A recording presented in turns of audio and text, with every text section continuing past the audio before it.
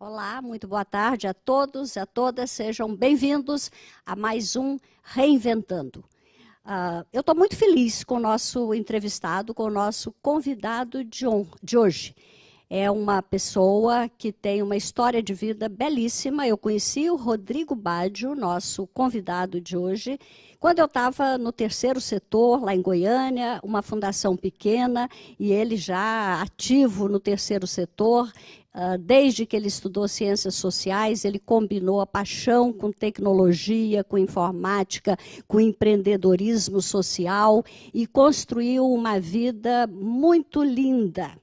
O Rodrigo começou nos anos 90 ainda um trabalho de empoderamento digital, de cidadania digital, com uma comunidade em favelas do Rio de Janeiro. Desde então ele tem se destacado nessa área. O Rodrigo é uma daquelas pessoas que antecipa o futuro, é um visionário e que não só antecipa e fica no sonho, não. Ele, de fato, executa.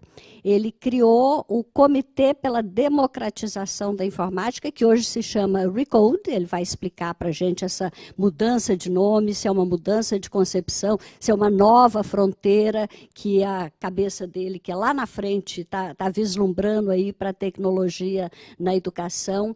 Rodrigo já recebeu todos os prêmios internacionais que vocês podem imaginar, de empreendedor social da França, de jovem talento do Fórum Econômico Mundial. Acho que eu vou até ler aqui, porque eu nem sei de cor o tanto de prêmio que ele já recebeu. Mas o que me encanta no Rodrigo é essa capacidade de compromisso com a melhoria de vida das pessoas, empoderando-as para o protagonismo e o empreendedorismo social.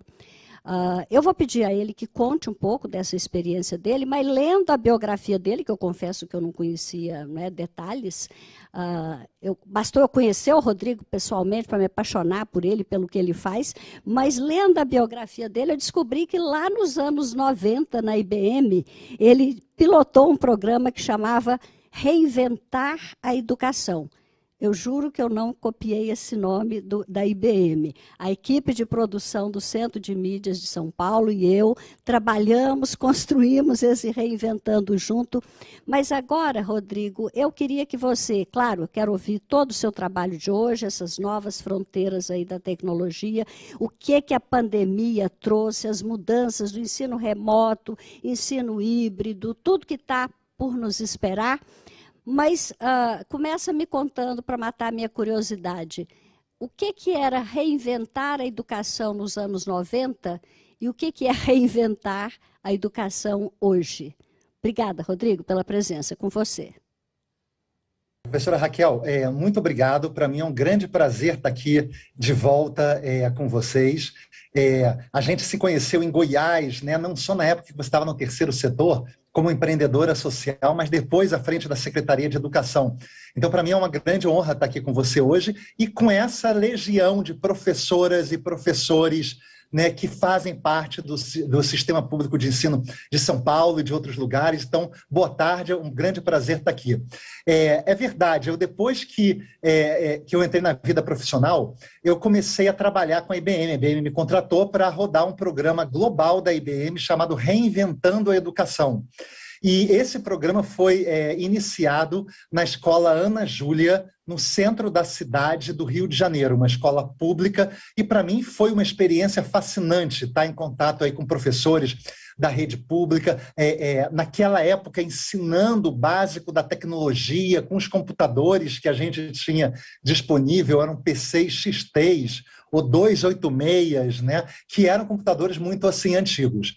E o que a gente fazia na época era instrumentalizar o professor, dar essas ferramentas através dos antigos núcleos, dos NTEs, os núcleos de tecnologia educacional, formar professores.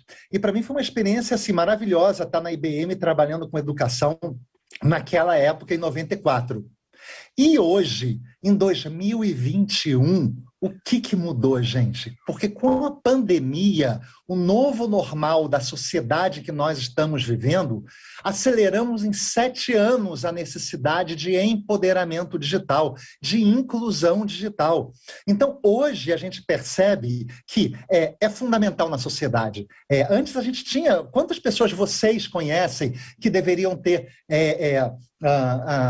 medo da tecnologia, o receio que a tecnologia pudesse assumir o seu papel como professor? Quantas pessoas que a gente conhece que tinha esse tipo de tecnofobia, né? E hoje eu percebo que a sociedade percebeu como um todo a importância da inclusão e do empoderamento digital. Eu estava participando há 2 semanas de Davos, aquele Fórum Econômico Mundial que foi virtual esse ano.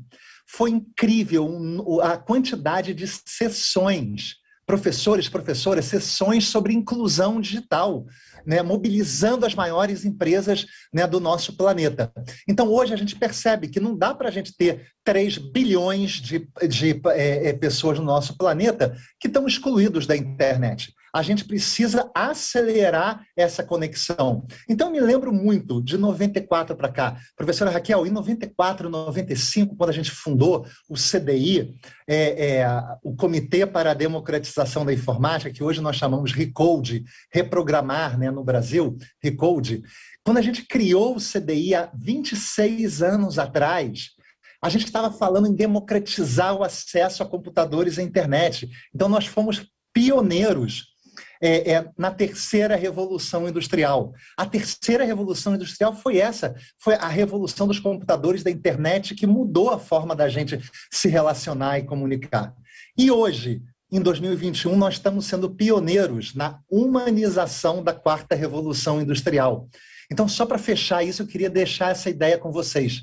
Hoje a gente vive numa sociedade que está totalmente controlada pelo uso que as pessoas fazem de algoritmos de inteligência artificial com objetivos de consumo. Então, essa sociedade em que a gente vive, nós precisamos fortemente, ela é caracterizada pela inteligência artificial nas empresas, a transformação digital. E uma pesquisa lançada pelo Fórum Econômico Mundial esse ano fala que as empresas irão economizar $1 trilhão com o uso de algoritmos de inteligência artificial, criando uma demissão massiva no mercado. Então, a gente está falando aí de uma necessidade hoje brutal de reciclagem da classe trabalhadora. Então, o papel dos professores e professoras são fundamentais, porque a gente precisa hoje reciclar a classe trabalhadora, ensinando habilidades digitais, inclusão digital e empoderamento digital. Então, hoje, o momento que a gente vive é um momento muito especial. E eu vou falar mais sobre isso. Mas quero saber se tem outras perguntas aí de professores. E é um momento dramático, não é, Rodrigo? A gente está mudando a nossa forma de estar no mundo, como da era nômade para agricultura, para industrial, para tecnológica. Nós estamos passando por uma mudança profunda. E você falou bem, eu vejo aqui na rede com os professores de São Paulo, não é? Aquele medo da tecnologia fazer eu perder o emprego, isso acabou. Os professores hoje têm consciência de que a tecnologia é uma grande aliada para customizar, para personalizar o processo de aprendizagem de alunos que aprendem em ritmos diferentes. Nessa pandemia, eles estão voltando para a escola em praticamente classes multisseriadas. Cada aluno de uma mesma turma que existia o ano passado está voltando num nível diferente, dependendo do tipo de acesso que ele teve com o fechamento das escolas, do tipo de residência que ele tem para ter espaço para estudar, do tipo de apoio que ele tem para a família. E esse dado que você deu da inteligência artificial substituindo tudo que é trabalho repetitivo e que pode ser feito pela máquina, isso assusta.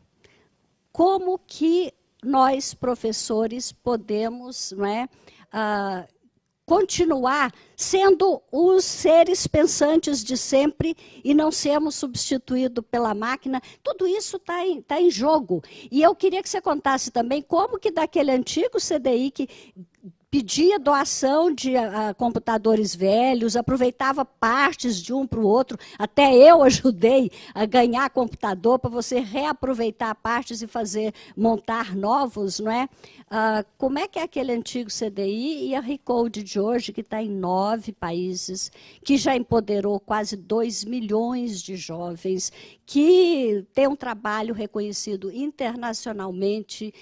Como é que a gente vai enfrentar esse momento de não virar irrelevante, que é o grande risco que a gente tem nessa sociedade moderna, não é? É uma pergunta muito importante, professora Raquel. E eu começo com a primeira pergunta que a senhora fez, falando desse nosso medo da demissão, do emprego, com o crescimento da inteligência artificial e as tecnologias exponenciais como um todo, substituindo as pessoas, né? No Brasil, hoje, a gente tem mais de 2.000 profissões, e metade dessas profissões poderiam ser integralmente substituídas por inteligência artificial nos próximos 10 anos. Então, a gente está falando de um impacto brutal na força de trabalho.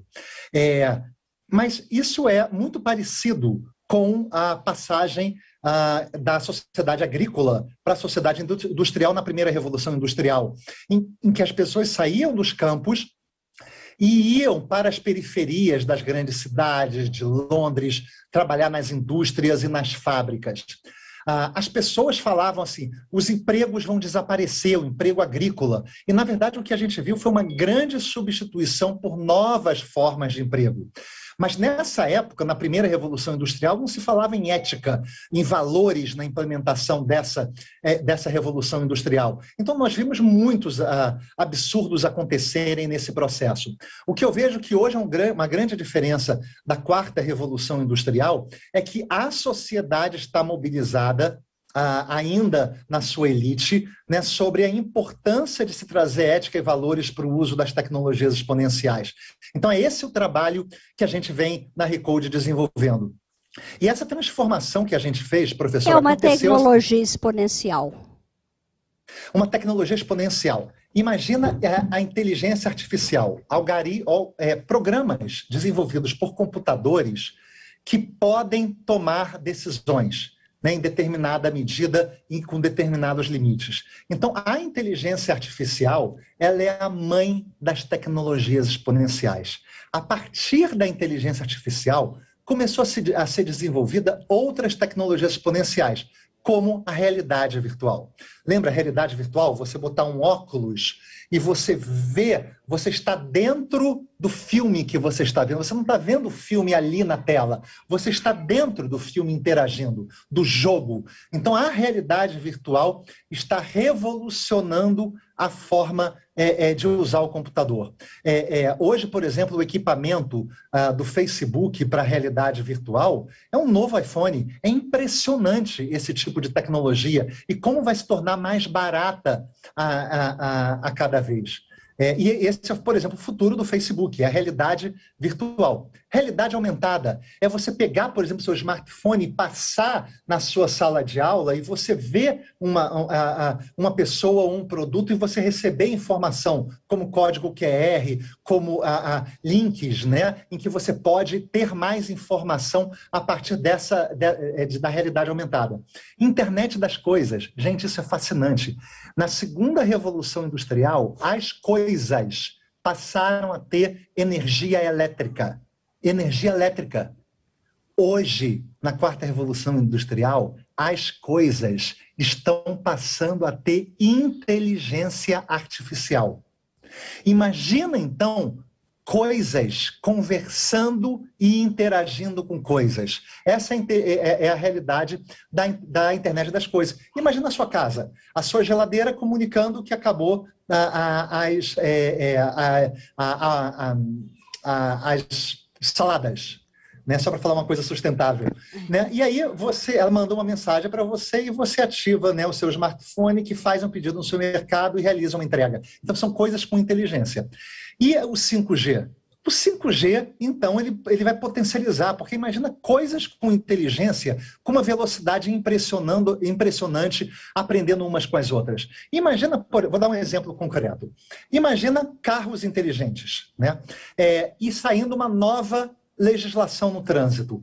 E, imediatamente, os carros vão receber essa informação. Então, assim, essas são algumas das coisas importantes. Mas vamos falar de uma outra forma. O que a inteligência artificial ou as tecnologias exponenciais hoje não podem substituir o ser humano? Criatividade, empatia.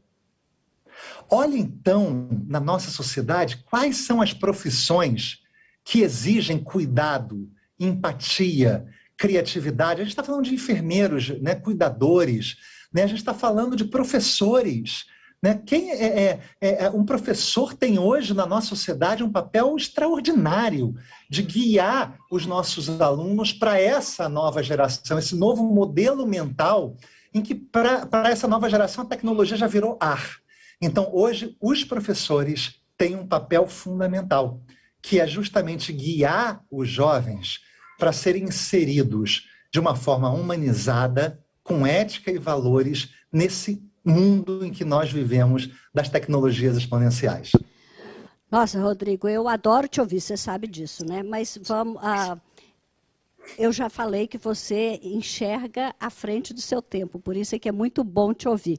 Mas a professora Carolina está dizendo o seguinte: nós continuamos sucateando os computadores na escola. Eu quero que você faça uma observação sobre isso.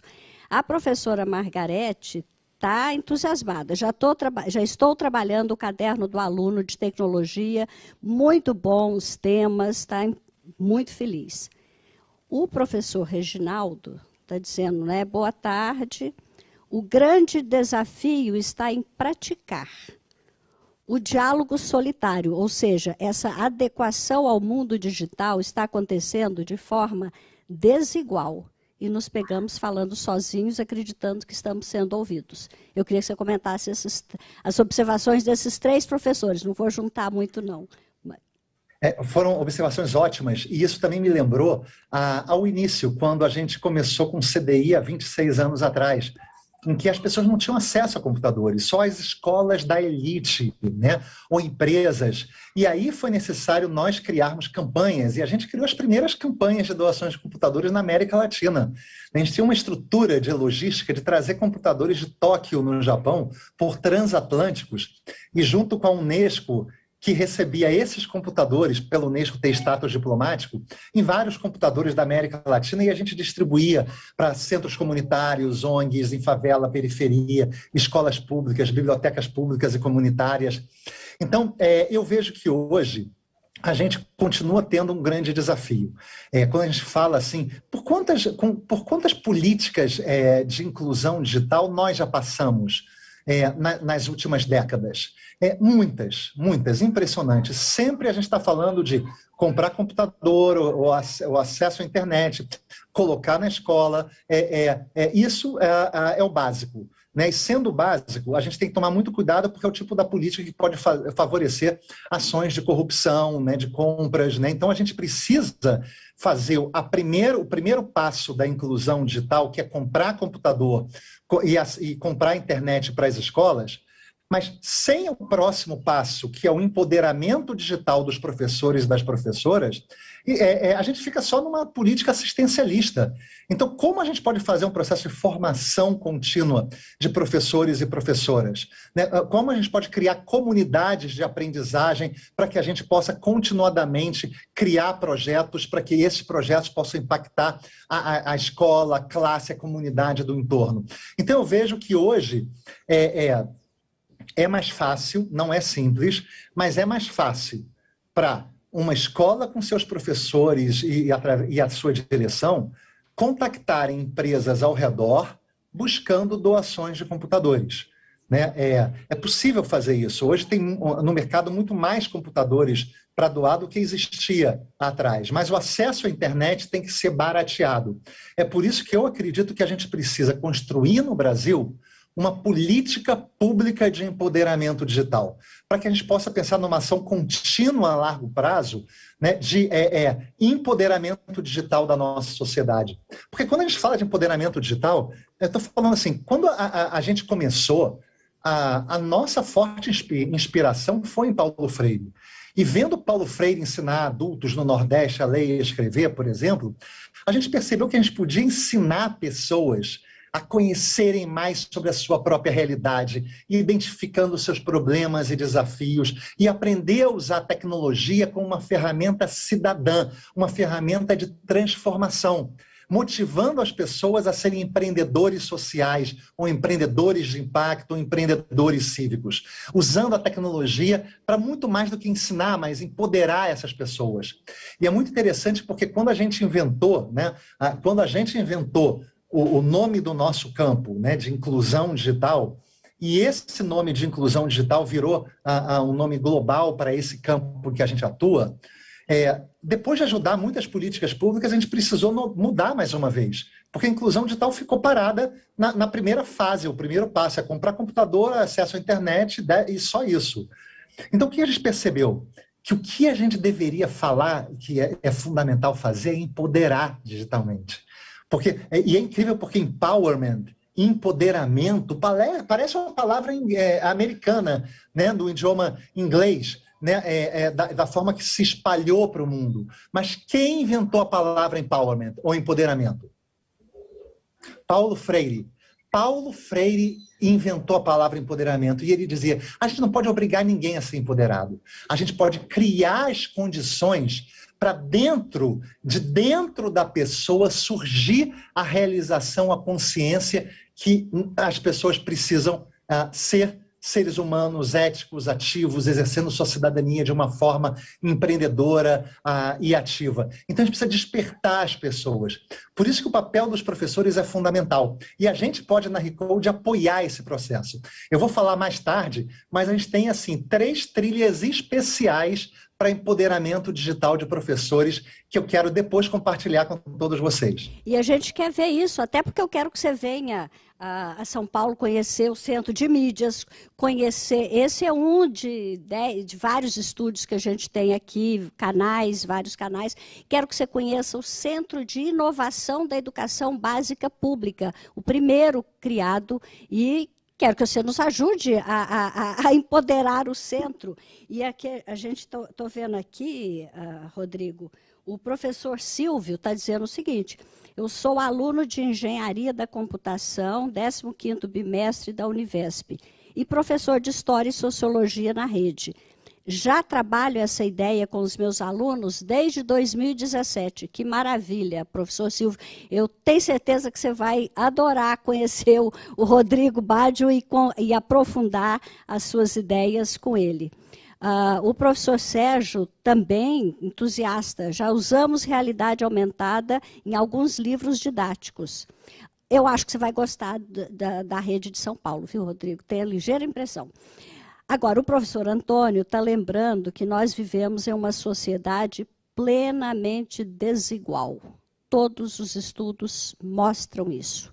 Então, nessa sociedade, Rodrigo, em que a gente tem professores tão à frente, tão inovadores, empreendedores, a gente também constata, né, e essa pandemia escancarou essa desigualdade. Como é que a gente lida com isso daqui para frente, Rodrigo? E depois você pode falar das suas trilhas, porque eu estou curiosa de ver, mas eu quero... Me preocupa muito essa questão, como abordar, como encarar, como enfrentar, como vencer, como superar essa desigualdade vergonhosa que a pandemia revelou. A gente sabia, mas não tinha tanta certeza. Assim, não tinha exemplo real, não estava na cara de todo mundo assim, né? Exatamente. A pandemia trouxe o novo normal em que nós estamos vivendo, em que isso incrementou em 70% o uso da internet. E também aumentou em 600% o uso de programas de software de colaboração. videoconferência, a aula aumentou em 600%. Então, a gente está vendo assim, uma transformação radical que foi feita. Eu lembro que uma transformação tão grande quanto essa eu presenciei, ou nós presenciamos, num Brasil de 15 anos atrás, em que as lan houses, os internet cafés, lembram das lan houses? Era o que promovia a inclusão digital do brasileiro. Eram milhares de lan houses no Brasil. A gente, no CDI, criou o CDI LAN e a gente afiliou mais de 6 mil lan houses no Brasil. E a penetração dos smartphones, dos telefones celulares, criou uma disrupção. E as pessoas passaram a ter a internet nas mãos. Hoje, quantas escolas a gente vai e os alunos... E a escola não tem acesso à internet, mas os alunos têm smartphone ou têm telefones celulares, né? Então, eu vejo que o mercado tem uma ação importante, tem tido uma ação importante a partir da diminuição dos preços dos equipamentos e do acesso, mais pessoas têm esse acesso. Mas isso não é suficiente, porque a gente já vê um apartheid digital acontecendo entre escolas públicas e escolas privadas, e a gente precisa corrigir isso o mais rápido possível. O Brasil pode fazer isso? Pode.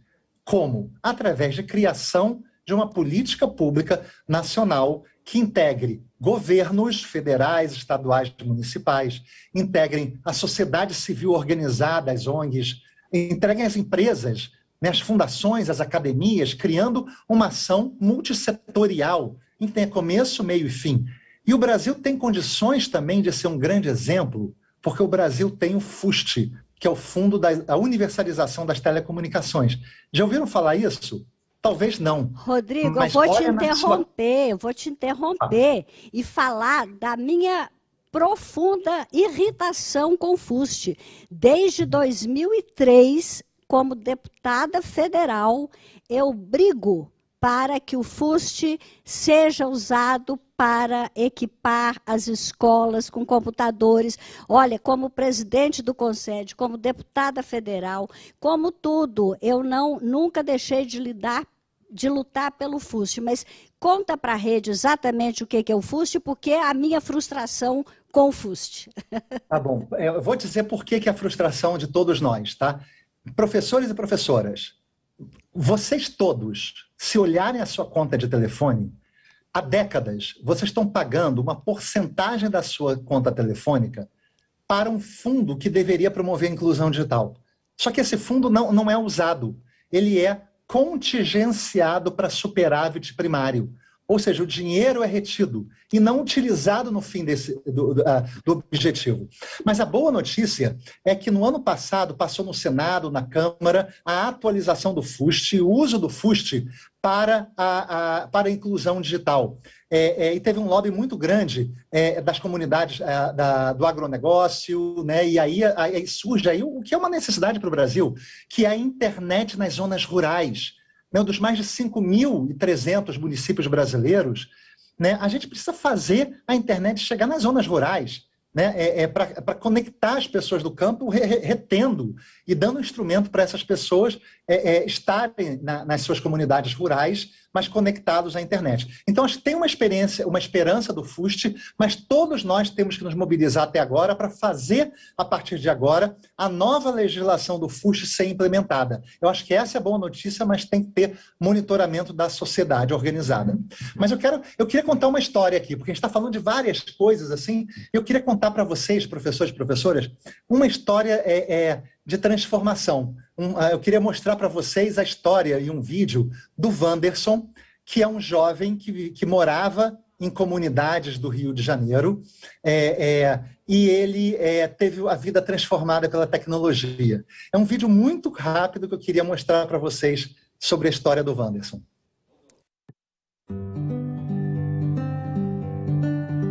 Olá, meu nome é Rafael Silva, sou morador na comunidade do Quitanda, em Costa Barros, Rio de Janeiro. Como na maioria das comunidades pobres do Rio de Janeiro, nós crescemos com uma certa dificuldade e investimento do governo em nós. Falam que por aí a gente tem que ter pelo menos o ensino médio e qualquer tipo de emprego, o que sobra para nós, na maioria das vezes, é auxiliar de servente de pedreiro, empacotador em supermercados, portaria. Cabe a nós correr atrás de lutar pela vida, de correr atrás de um sucesso profissional e crescer, né? Na maioria de nós jovens de comunidade, nós pensamos sempre em aprender e mexer em computador, essa é a verdade, né? Apesar de eu sempre ter gostado de tecnologia, eu nunca achei que ia chegar no nível de tecnologia no sentido de programar, de desenvolver, de fato, sistemas, aplicações, e é algo que tem sido muito bacana na minha vida. E a tecnologia, eu não imaginava que ela ia causar um tão grande impacto na minha vida, uma mudança, uma transformação, sabe, que tem sido muito eficaz para mim e para minha família. Ser contratado no meio dessa pandemia, onde muitas pessoas não estão conseguindo emprego, estão perdendo o seu, e eu conquistar um tão bom, tão maravilhoso, numa empresa de tecnologia, ou melhor, num banco voltado para a tecnologia, é muito bom. Eu acredito que a tecnologia entrando nas comunidades, ela pode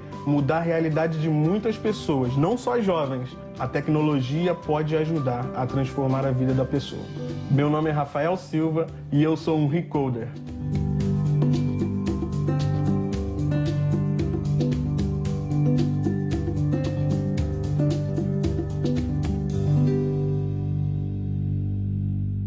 Nossa, Rodrigo, que linda a história do Rafael, não é?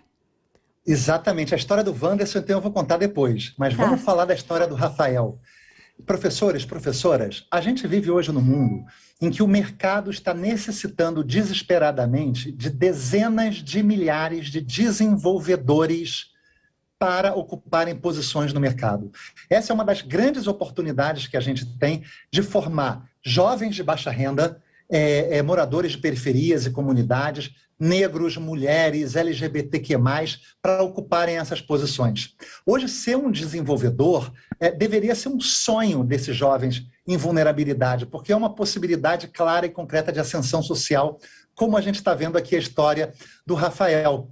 Gente, o Rafael, ele passou aí, né, no Recode Pro, que é uma capacitação que a gente tem de mais de 550 horas para formarem desenvolvedor full stack, back-end, front-end. Podem parecer palavras difíceis, né? Mas é formar um desenvolvedor, né? 93% dos formados da nossa turma de 2019, que o Rafael participou, conseguiram um emprego de carteira assinada ganhando R$ 4.950 mais benefícios. Só o Banco Itaú contratou 70, né, dessas pessoas. Então, a gente está percebendo que essa formação é fundamental para esse tipo de ascensão social. E a história do Rafael, que ele chega assim, ele conhece a Recode do hospital em que ele estava internado quando ele perdeu o braço, em que ele trabalhava com serralheria, né? E ele perdeu o braço. Então, naquele momento, ele estava no fundo do poço. Ele estava falando, meu Deus, o que eu vou fazer da minha vida? Eu não posso mais seguir a minha profissão. E aí os amigos deles mandaram informações sobre cursos para desenvolvedores, para jovens de baixa renda, e ele se agarrou a essa oportunidade com unhas e dentes, com fogo nos olhos, determinação, passou entre mais de 10.000 candidatos e começou a fazer um curso conosco. E aí ele se formou. No ano passado, em fevereiro. E aí, depois da formatura dele, em março, começou o Covid, e aí ele perdeu as duas pessoas que ele mais amava no mundo, a mãe e a tia, para o Covid. E na semana seguinte, o Banco Itaú liga para ele, recrutando ele para trabalhar. E ele diz assim, esse foi o sonho da vida realizado. E ele falou para mim, quando eu liguei para ele para parabenizar, ele falou, Rodrigo, esse é o momento mais feliz da minha vida. Agora eu vou poder ajudar o meu pai a cuidar do meu irmão que tem autismo. Então, assim, essa história do Rafael. E essa história mostra como jovens de baixa renda podem sonhar, sim, a serem desenvolvedores, a galgarem novas profissões. E a Recode vem trabalhando fortemente com isso. Eu sei também que o governo do estado de São Paulo vem trabalhando, né? A secretária Patrícia Ellen vem trabalhando fortemente na formação, né, de desenvolvedores. Tem o Centro Paula Souto, que foi parceiro nosso da Recode. Então, gente, São Paulo, a gente está tendo aí um governo espetacular, né? E para a gente também na Recode vai ser uma grande parceria, vai ser um grande prazer desenvolver uma parceria aí nessa área de formação. Olha, e a história do Rafael, Rodrigo, mostra esse momento, não é? A felicidade do emprego, a tristeza da perda da mãe e da tia. Então, essas contradições que caracterizam a vida e que vão continuar assim. A gente não vai ter aquele normal do jeito que a gente achava que era. Aliás, nunca houve isso, não é? A história da humanidade é de mudanças. E a professora Marlene está dizendo exatamente isso. Ela diz que precisamos nos adaptar ao meio. É uma das premissas da teoria da evolução. Se não nos adaptarmos, seremos extintos. Exatamente, professora Marlene. O professor Aécio, já eu volto para você, Rodrigo, mas se você pudesse comentar algumas perguntas aqui. O professor Aécio está dizendo que a tecnologia tem, sem dúvida, a sua importância. É quase impossível vivermos sem ela hoje. Porém, é excludente, a exemplo da agricultura. Hoje nós podemos ver o trabalhador do campo trabalhando por contrato temporário, uma máquina inteligente ocupa lugar de centenas de trabalhadores. Não há como dizer que ela não veio para substituir o trabalho humano. São as contradições do mundo, Rodrigo. O professor Cícero está dizendo que exercer a teoria na prática é a grande diferença que faz a educação. E o professor Alberto está colocando uma pergunta muito importante, que eu acho que você deveria responder, quer dizer, comentar todos, mas o Alberto está dizendo o seguinte: de que maneira a inteligência artificial pode influenciar as desigualdades sociais nas duas vertentes, positiva e negativa? Por favor, Rodrigo, comente sobre isso. Bom, são várias questões assim, muito importantes. Eu quero começar falando sobre a tecnologia. As tecnologias da informação, elas em si não são boas ou más. Quem é bom ou mal somos nós, seres humanos. Então, dependendo do uso que a gente faça dessas tecnologias, a gente pode ter uma arma revolucionária capaz de transformar vidas e desenvolver a nossa sociedade.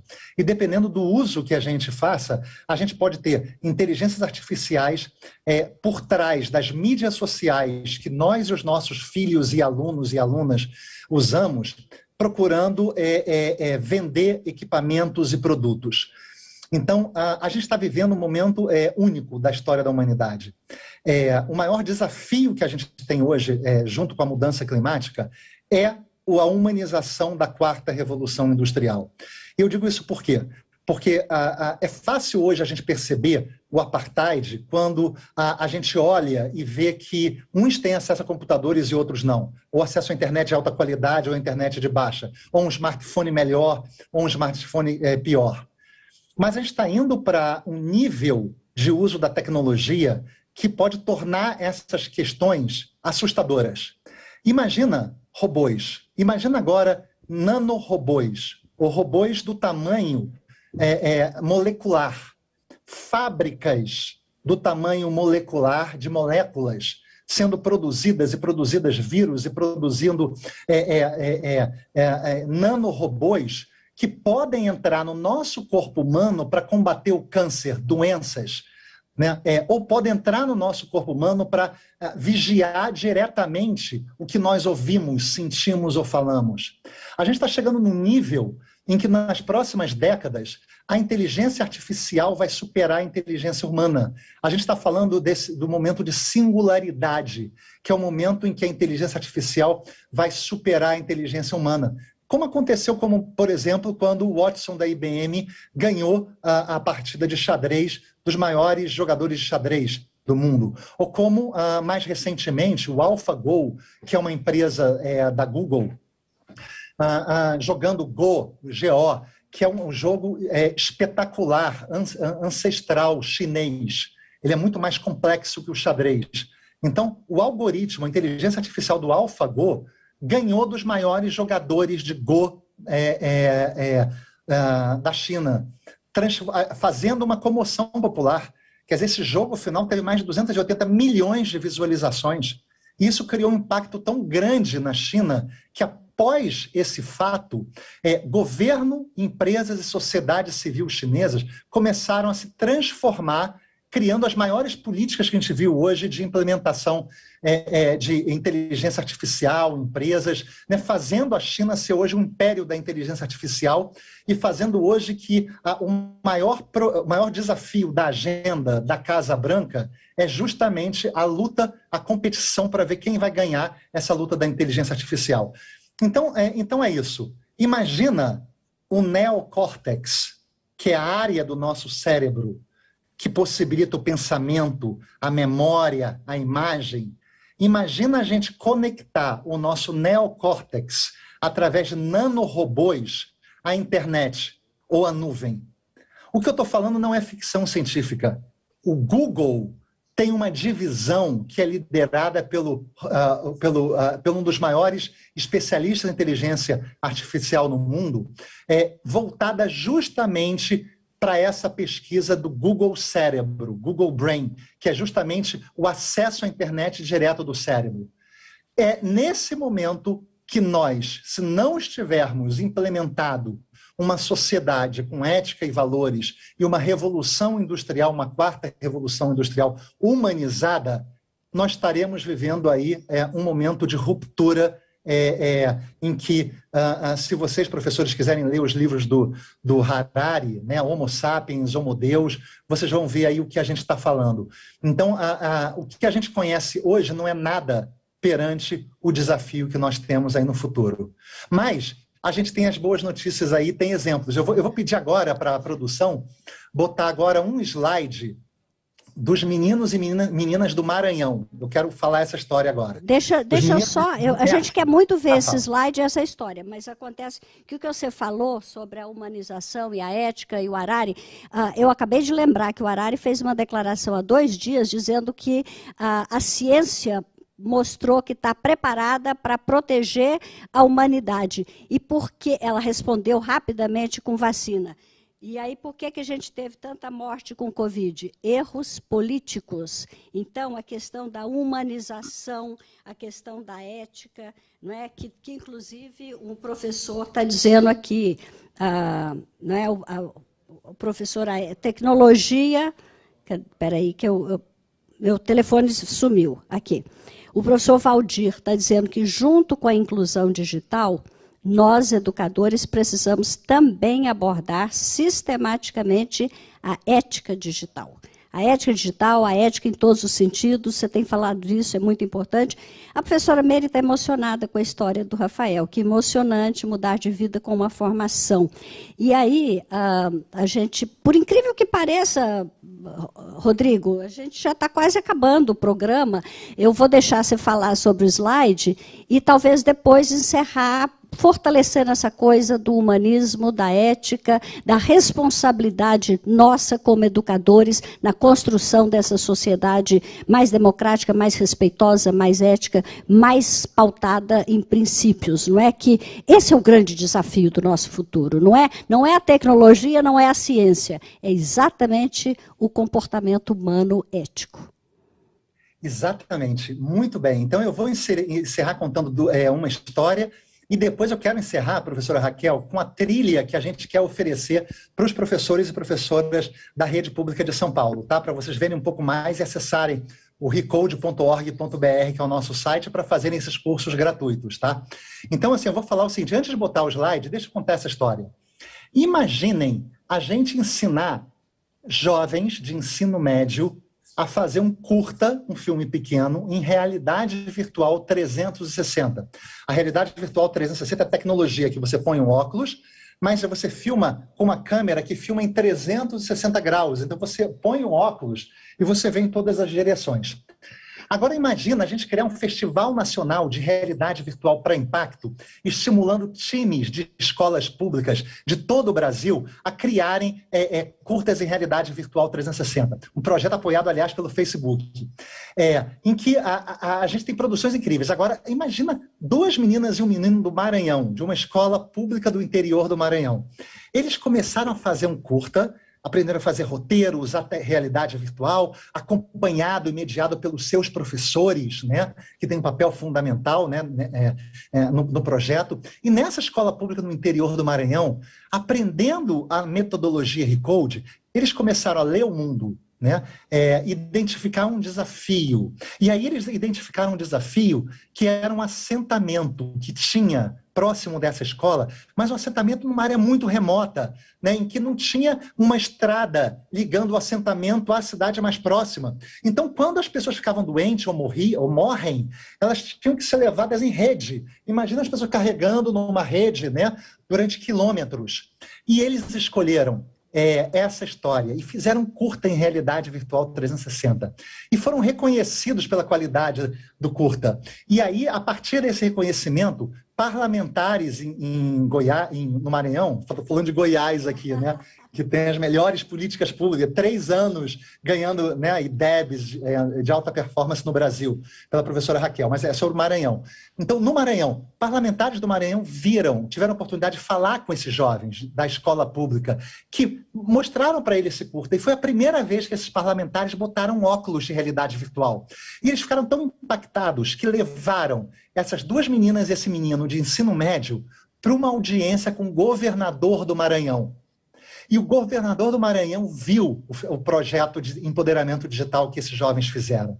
E toda a assessoria do Maranhão, do governador, foi testemunha de ver o governador, quando ele tirou o óculos, ele estava chorando, mostrando o poder dessa tecnologia de criar empatia. E o governador se comprometeu a criar a estrada ligando esse assentamento à cidade mais próxima. E não só ele se comprometeu, como ele fez, e eles criaram, então, uma estrada conectando. Agora mostra o slide, por favor. Eles criaram uma estrada conectando uma escola ambiental, né, mas conectando esse assentamento à cidade mais próxima, fazendo com que desenvolvimento social, econômico, de saúde ampliassem imensamente. E aí a gente está vendo os jovens maranhenses de uma escola pública do interior que criaram essa transformação no antes, né, a trilha que tinha, com o depois e o agora. Essa estrada que conectou todo um assentamento à cidade. Então esse é o uso, professor, esse é o uso positivo da tecnologia que a gente fala, trazendo ética e valores para o uso, para esse momento de humanização da 4ª Revolução Industrial e inspirando essas pessoas a serem agentes de transformação da sua realidade.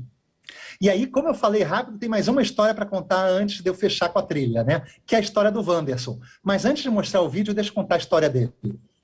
Imagina um menino que vivia com a mãe em Curitiba, no interior de Curitiba, no Paraná, e vendo as novelas da Globo, passaram a acreditar que se eles se mudassem para o Rio ou para São Paulo, eles iam mudar a qualidade de vida, iam melhorar de vida. E essa mãe levou seus filhos para o Rio de Janeiro e foi morar no Complexo do Alemão, um conjunto de mais de 15 favelas. Uma das áreas de grande violência no Rio de Janeiro até hoje.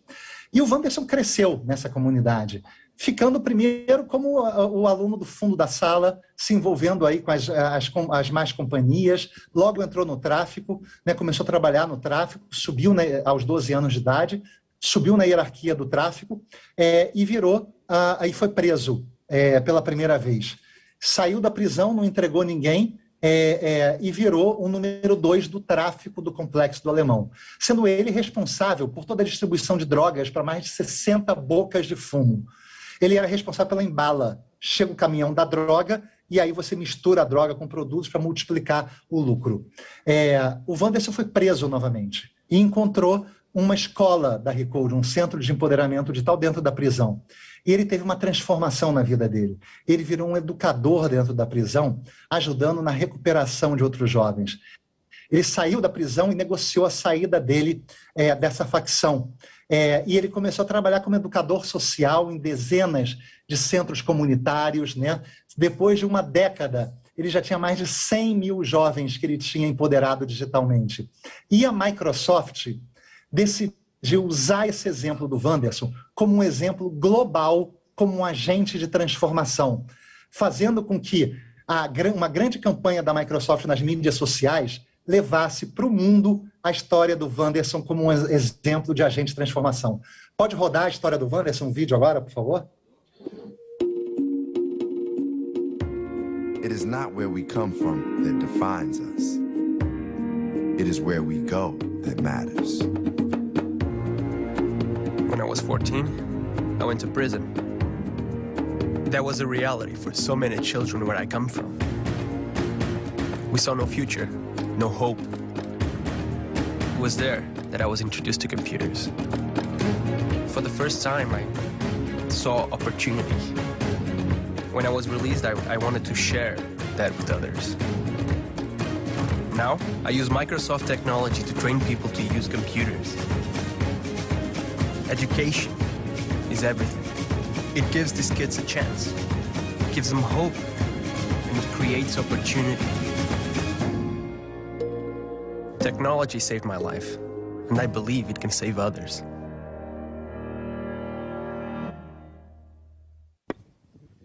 Olha, a gente estava em dúvida se voltava para mim ou para você, que a gente só tem 3 minutos para finalizar. É uma pena, todo mundo está querendo continuar mais, eu gostaria de continuar mais, mas essa história é fantástica e eu volto para você, Rodrigo, porque eu acho que você tem sempre tanta coisa, não é, a nos dizer. Foi tão proveitoso, foi tão emocionante. A gente teve de tudo, teve de tecnologia, teve de emoção, teve de esperança, teve de tudo.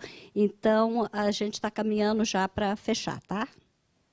Tá ótimo. Então, eu quero agradecer muito a todos vocês. E professores, professoras, como eu falei, eu gostaria muito de convidar vocês para conhecerem o nosso site da Recode, recode.org.br. Lá nós temos 3 trilhas de cursos feitos para vocês, professores, em que nós gostaríamos de estimular muito que vocês pudessem estar fazendo e realizando. Tá? A primeira trilha é uma trilha que a gente tem de ferramentas digitais para o trabalho, em que a gente tem aí, 56 horas gratuitas, né, para que vocês, professores, possam aprender a usar mais do que o básico da tecnologia, mas o Windows, né, o Word, PowerPoint, o Excel, a metodologia Recode de formação de agentes de transformação através do empreendedorismo. Tem uma outra trilha muito legal de tecnologias do futuro, em que vocês vão aprender, né, sobre o básico de inteligência artificial, internet das coisas, biotecnologia, realidade virtual, realidade aumentada. Essa é uma trilha de 40 horas também, que vocês podem fazer 100% à distância. E a trilha de formação de educadores da Recode, que são 10 horas, e nessa trilha vocês vão aprender sobre a metodologia Recode e com isso vão estar se empoderando mais digitalmente, já tendo habilidades digitais necessárias para ensinar para alunos, para ser mais fluente aí na tecnologia. A gente adoraria estar junto com o Centro de Formação de Professores, ampliando aí essa formação de empoderamento digital para os professores da rede pública. E para a gente, então, é um grande prazer estar aqui conversando com todos vocês. Como eu falei antes, a função dos professores nessa nova sociedade é fundamental. São profissionais que têm empatia, são profissionais que vão cuidar do desenvolvimento dos nossos alunos, né? Então, é esse tipo de transformação que está na mão de vocês, professores e professoras de escola pública de todo o Brasil. A história do Wanderson, ela não terminou com essa campanha global feita, né? Ela terminou quando o Satya Nadella, que é o CEO global da Microsoft, uma das maiores corporações do mundo, esteve no Brasil e eles convidaram o Wanderson para compartilhar o palco com o Satya, falando do poder de transformação da tecnologia. Imagina um ex-traficante, né, jovem, compartilhando o palco com o diretor executivo de uma das maiores empresas do nosso planeta, falando do poder de transformação.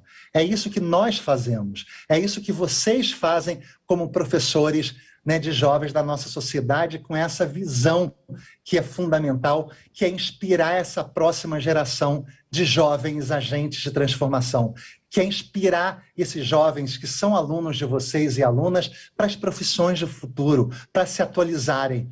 Nós queremos ser um parceiro de você, professor e professora, na sua escola. Entra no nosso site, se cadastra, vamos fazer essa parceria, que a gente vive hoje um momento fundamental da história da humanidade e saber usar a tecnologia, ser empoderado digitalmente, é hoje uma ação fundamental para a elevação, para o upgrade, para a mudança da nossa sociedade. Muito obrigado, professora Raquel e toda a sua equipe, por essa grande oportunidade da gente falar com esses maravilhosos profissionais da educação que são fundamentais para guiar criar um modelo mental dos jovens que vão ocupar posições na sociedade nas próximas décadas. Muito obrigado e todo o meu respeito a vocês, professores. Você falou certo, Rodrigo. Professores maravilhosos que têm se revelado inspiradores, capazes de superar. Você falou no Paulo Freire do empoderamento, e eu me lembrei que em 1983 eu estava nos Estados Unidos fazendo meu PhD em Berkeley, quando Paulo Freire foi homenageado pela Universidade de Berkeley pelo trabalho dele. Eu conheci, você imagina, saí do Brasil para conhecer Paulo Freire nos Estados Unidos, onde ele era respeitado, adorado, homenageado, lembrado. Ele foi e continua sendo não é um modelo para todos nós, porque justamente com ele nós aprendemos o poder transformador da educação, o poder transformador agora da tecnologia, da educação, e o nosso papel é esse: transformar vidas, reinventar a educação, reinventar vidas e reinventar o mundo, né? Deus te abençoe no seu trabalho, Rodrigo. Muito obrigada a todos e até a próxima semana.